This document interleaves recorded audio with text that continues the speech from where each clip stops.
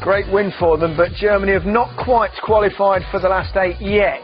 But only a shock defeat against Denmark and a Portugal win over Holland would put them at any risk of missing out on goal difference in Group B.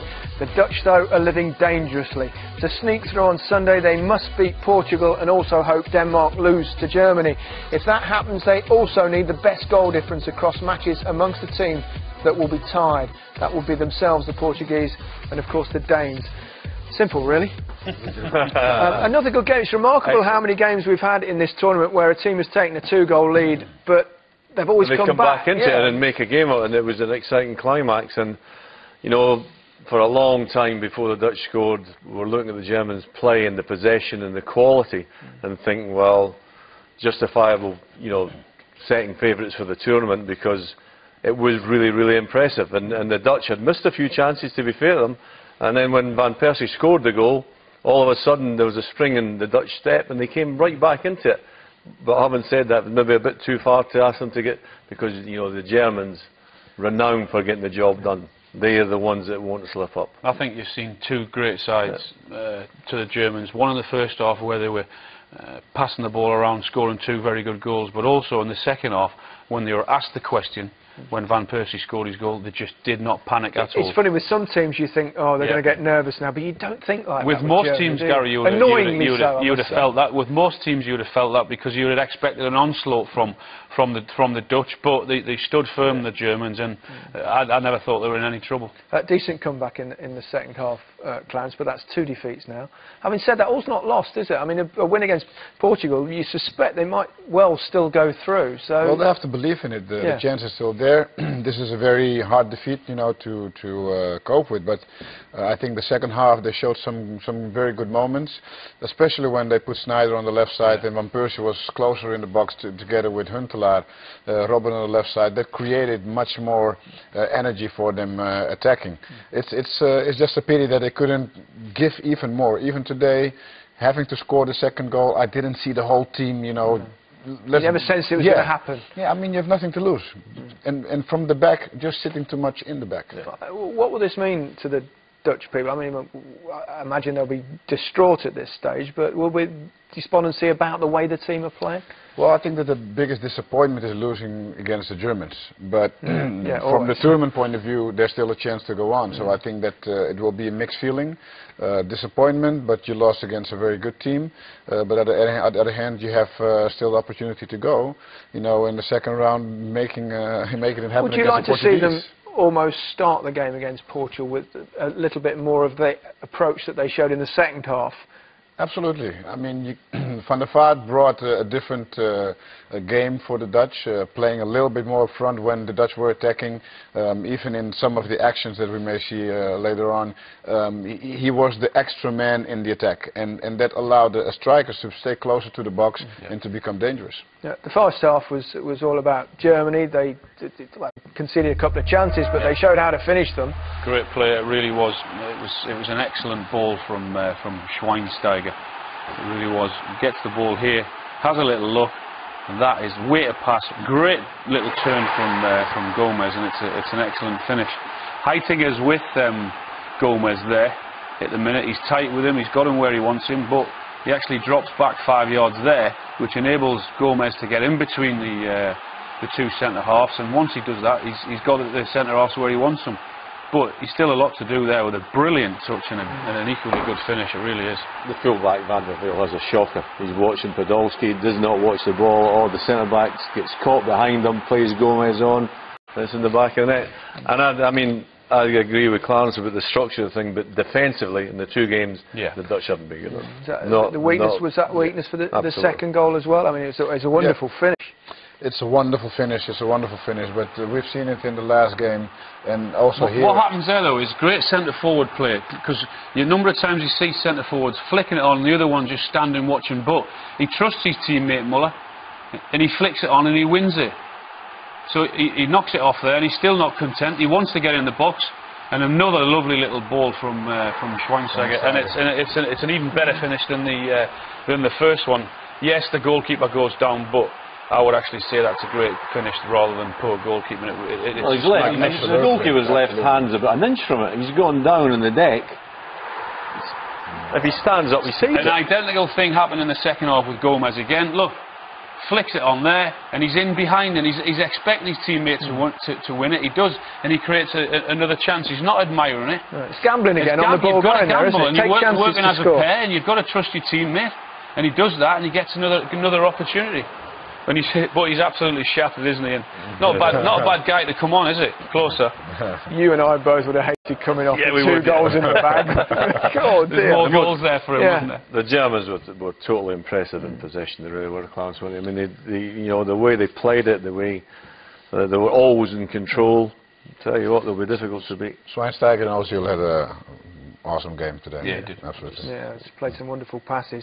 Robin van Persie, we talked about him at half-time, Alan. I said he's the sort of striker that he keeps going. Something's going to happen for you, and that's what did. You've got to give him credit for the way he kept getting in there. He wasn't put off by his misses. Again, you'd see a lot of centre forwards refuse to get in there, but he kept on going and going. It's a lovely little turn. Right foot as well, grit strike through the defender's legs. When he picks it up there, there's no real chance, is it? I mean, he's cut inside, and then that's harder than any of the chances he's had in the 2 matches. That's often the way, though. Less time to think, just give it a whack. Hit on his weaker foot. Just fantastic. For the Dutch, it's very important that he got this goal going into the last match where goals needed to be scored. But they looked far more comfortable in the second half with the system they were playing. Schneider was up there passing little balls into Van Persie, into Huntelaar. They looked much more of a threat second half. Van Persie has 3 other chances in the match, and I think he snatches every one of them. Right. The first one is arguably the best one. How many times have we seen this in the Premier League where he just puts his foot through it and it's in the back of the net? Not an easy ball to hit coming over your shoulder. You've seen him do it 2 or 3 times this season. You've seen him do that 2 or 3 times this season in the Premier League. It goes in when things are going for you.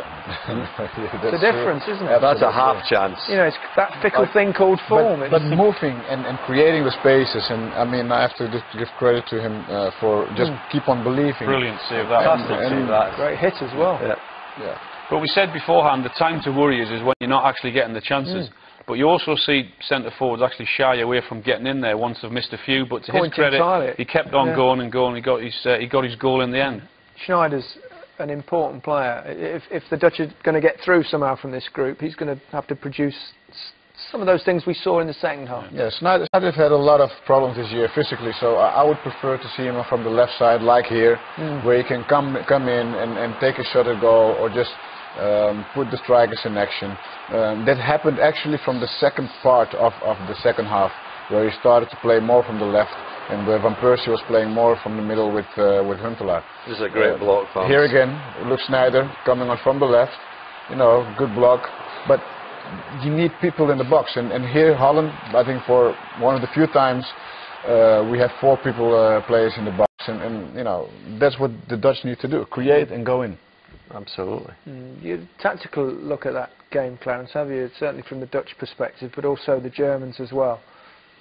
Well, the Germans, as always, unfortunately for the Dutch, are very, very disciplined in how they have the game tactics. They showed it. Second half, the Dutch came in with Van der Vaart, but look at, you know, the strikers that are actually all looking towards the ball. With Schneider having it, somebody has to go into space. The ball should go to the other side, but they like a little bit too slow, short. The ball will go back again to Van der Vaart. And, you know, the Germans instead, pace up front. Van Robben coming in later. These are the positions. Van der Schneider on the left side a little bit. Robben making speed. Van der Vaart close to the strikers. Schneider close to the strikers. You know, and that gave just another pace to the game. And the Germans instead, every time they could, they were just going in with all the men. With 6 players there striking, you know, the midfield's close to the balls. It was a different pace, and I think that was the biggest difference. Absolutely, he took Van Bommel off. We said in the first half that Van Bommel and De Jong were offering nothing defensively, certainly nothing going forward. But it changed second half. You had Schneider feeding little balls in. You had Van der Vaart doing that, and they looked much more of a threat. If you look at the performance of the 2 sides, the Germans were a class apart. But if you look at, obviously, it's tight 2-1 in goals, and in chances, the Dutch had their moments. I'll tell you what, absolutely, but not enough in the end. Let's pop back to Kharkiv to hear the thoughts of Martin Keown on tonight's game between Holland and Germany. He's been talking with Jake. Well, it's approaching midnight now here in Kharkiv, Gary. You can see behind me the stadium emptying, the fans disappearing off into the humid night. It was Franz Beckenbauer who famously said that Germany-Holland games are full of class and tension. Well, the class belonged to Germany, the tension now belongs to Holland, but one of those great European Championship nights here. Truly beautiful football from Germany, yeah. That slick machine, but showing great flair and imagination now, which we've not really seen in the past. Ozil running forward. Schweinsteiger, those passes, a real brain in that midfield, and then Gomez at the top of that tree. He is a phenomenal finisher. He just lethal in front of goal. So are we seeing a German team here just coming to the ball at the right time, combined with a Dutch team who've just come over the edge? Because, you know, they made the World Cup final in 2010, Holland. They were the top scorers coming into this competition, and that's all gone somewhere. Can you try and explain that? Well, the rest of the teams are sitting in their hotel watching this now, and that's a major psychological blow. The way that they've taken apart this Dutch team, because they can play football as well. But listen, it's about growing through the tournament.